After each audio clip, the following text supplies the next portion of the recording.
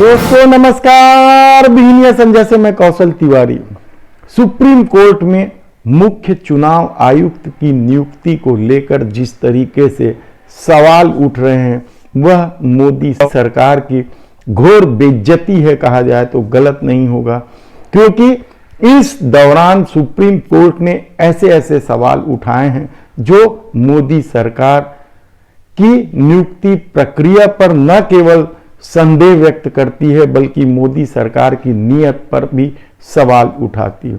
हाल के वर्षों में जिस तरीके से मोदी सरकार ने हर नियुक्ति में सब कुछ अपने अनुकूल कर लेने की कोशिश में मान्य परंपराओं का ध्यान नहीं रखा और मनमाने ढंग से नियुक्ति की, उसे लेकर कई तरह के सवाल उठने लगे हैं। लेकिन जिस तरीके के सवाल सुप्रीम कोर्ट ने मुख्य चुनाव आयुक्त और चुनाव आयुक्त की नियुक्ति को लेकर उठाए हैं वह मोदी सरकार की नीयत पर सवालिया निशान तो लगाते हैं कि सरकार किस तरीके से किन लोगों की नियुक्ति कर रही है।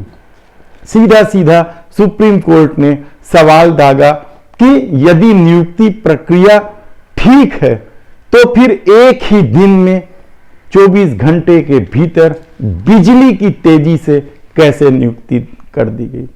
4 लोगों के नाम कैसे छांट लिए गए और उनमें से एक उस व्यक्ति का नाम कैसे छांटा गया जो पूरे 6 साल के कार्यकाल भी पूरा नहीं कर पाएंगे। हम आपको बता दें कि पिछले 8 सालों में लगभग आधा दर्जन से अधिक चुनाव आयुक्त की नियुक्ति हुई है या बदले गए हैं या रिटायर हो गए, क्योंकि सरकार ने किसी भी नियुक्ति में उनके रिटायर की उम्र नहीं देखी।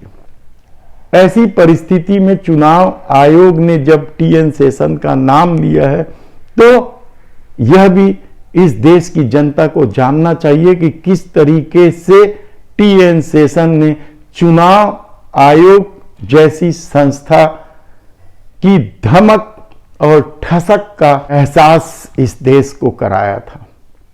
हाल के सालों में जिस तरीके से घटनाएं हुई, यानी प्रधानमंत्री के हेलीकॉप्टर को जांच करने वाले अधिकारी को निलंबित कर दिया, ऐसे कितने उदाहरण हैं। चाहे धार्मिक भाषण देने का मामला हो, उसे लेकर भी चुनाव आयोग की चुप्पी असहज रही है। लोग देखते रहे हैं, समझते रहे हैं कि किस तरीके से हाल के वर्षों में चुनाव आयोग ने भेदभाव किया है।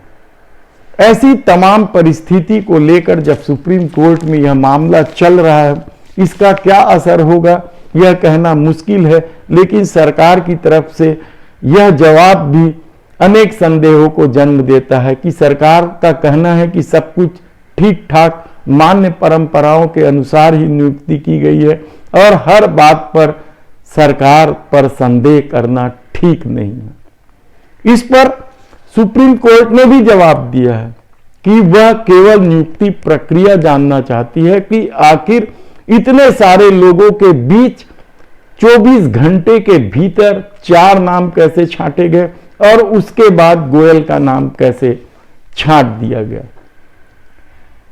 सबसे बड़ा सवाल तो यह है कि आने वाले दिनों में क्या इस पूरी कवायद का कोई परिणाम निकलेगा।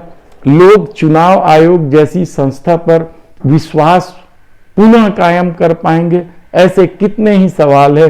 लेकिन सुप्रीम कोर्ट का एक आरोप तो है ही है कि केंद्र की सरकार सत्ता में रहने के लिए कुछ भी करती है और यह आरोप मोदी सरकार पर लगा है।